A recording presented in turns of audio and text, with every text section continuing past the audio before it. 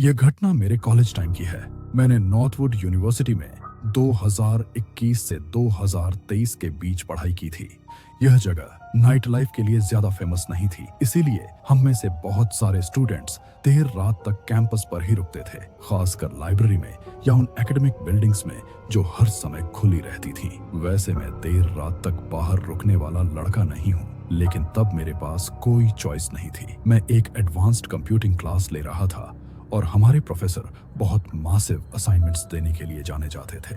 एक बहुत जरूरी प्रोजेक्ट की ड्यू डेट नजदीक थी और मैंने उतनी प्रोग्रेस नहीं की थी जितनी करनी चाहिए थी।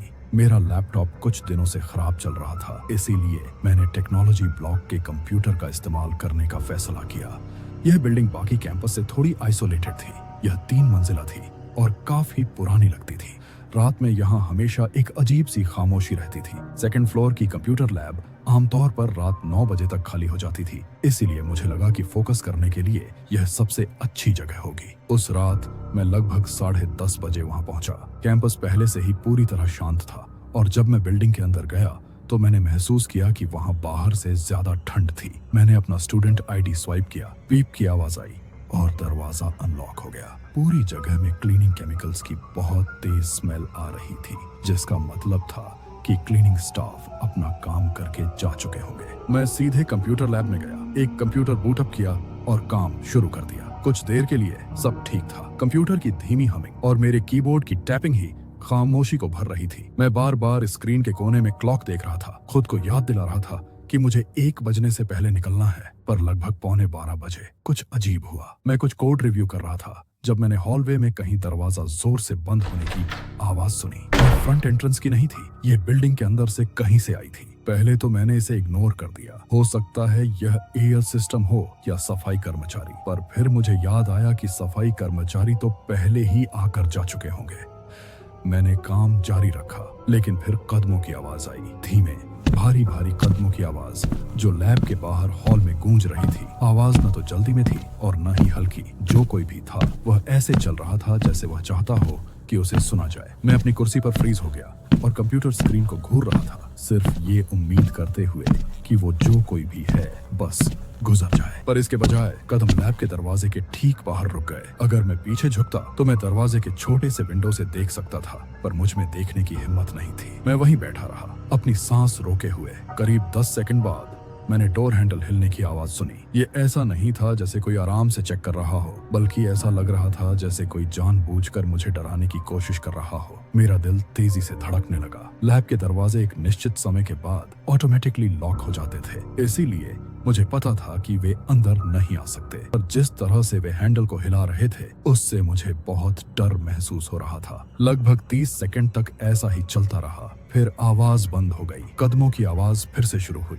धीरे धीरे हॉल में आगे बढ़ी और फेड हो गई। मैं वहीं चुपचाप बैठा रहा, सोच रहा था कि क्या मुझे अपना सामान पैक करके निकल जाना चाहिए, पर मेरा प्रोजेक्ट अगली सुबह ड्यू था और मन का एक हिस्सा सोच रहा था कि शायद यह बस कोई दूसरा स्टूडेंट मजाक कर रहा होगा। मैंने खुद को यकीन दिलाने की कोशिश की और फिर से टाइपिंग शुरू कर दी, लेकिन 10 मिनट भी नहीं बीते थे कि मैंने फिर कदमों की आवाज को सुना। पर इस बार वे हॉलवे से नहीं आ रहे थे, वे मेरे ऊपर से आ रहे थे। बिल्डिंग की सीलिंग में पतले पैनल्स लगे थे और कभी कभी जब हीटर चलता था तो पाइप्स की आवाज सुनाई देती थी, पर ये पाइप्स नहीं थे। ये साफ आवाज थी जैसे कोई रेंग रहा हो या खुद को घसीट रहा हो। मैं ऊपर घूरने लगा। मैंने देखा कि एक टाइल अपनी जगह से थोड़ी खिसक गई है, बस इतना कि पता चल जाए कि उस पर वेट पड़ रहा था। फिर एक धीमी सी आवाज आई, जैसे कोई सावधानी से खुद को नीचे उतार रहा हो, कोशिश कर रहा हो कि आवाज ना हो। अब बहुत हो चुका था। मैंने फ्लैश ड्राइव निकाला, अपनी नोटबुक को बैकपैक में डाला और दरवाजे की तरफ तेजी से भागा। जैसे ही मैंने हॉलवे में कदम रखा, ऐसा लगा जैसे मैं किसी और ही दुनिया में आ गया हूँ।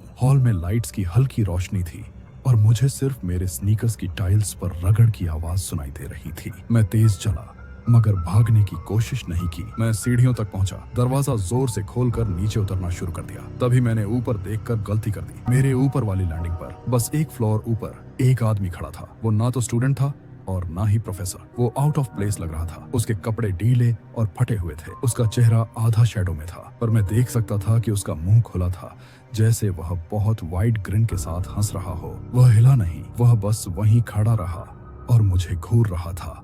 मैं तेजी से नीचे भागा। मैंने फर्स्ट फ्लोर का दरवाजा जोर से खोला और फ्रंट एंट्रेंस की तरफ दौड़ा। मेरा आईडी कार्ड मुश्किल से रजिस्टर हुआ, पर जैसे ही क्लिक हुआ मैंने दरवाजा खोला और बिना पीछे देखे कैंपस से भागा। मैं तब तक नहीं रुका जब तक मैं अपने डॉर्म के अंदर नहीं पहुंचा। दरवाजा लॉक करके और अपनी पीठ दरवाजे पर टिकाकर राहत की सांस ली। अगली सुबह मैं सिर्फ इसलिए वापस गया क्योंकि मुझे प्रोजेक्ट सबमिट करना था। जब मैं दिन की रोशनी में टेक्नोलॉजी ब्लॉक में गया तो वह बिल्कुल अलग जगह लग रहा था, पर मैंने कुछ ऐसा नोटिस किया जिससे मेरा दिल बैठ गया। मैंने देखा कि सीलिंग की एक टाइल गायब थी, ठीक उस जगह के ऊपर जहां मैं काम कर रहा था, और एक टाइल कॉर्नर से भी मिसिंग थी, जो वही टाइल थी जिसे मैंने हिलते हुए देखा था। ऐसा लगा जैसे कोई मुझे काम करते हुए देख रहा था, फिर जानबूझकर दरवाजे का हैंडल हिलाकर मुझे परेशान कर रहा था। और जब उसने देखा कि दरवाजा लॉक्ड है तो वह सीलिंग में वापस चढ़ गया और वहां से लैब में एंटर होने की कोशिश की।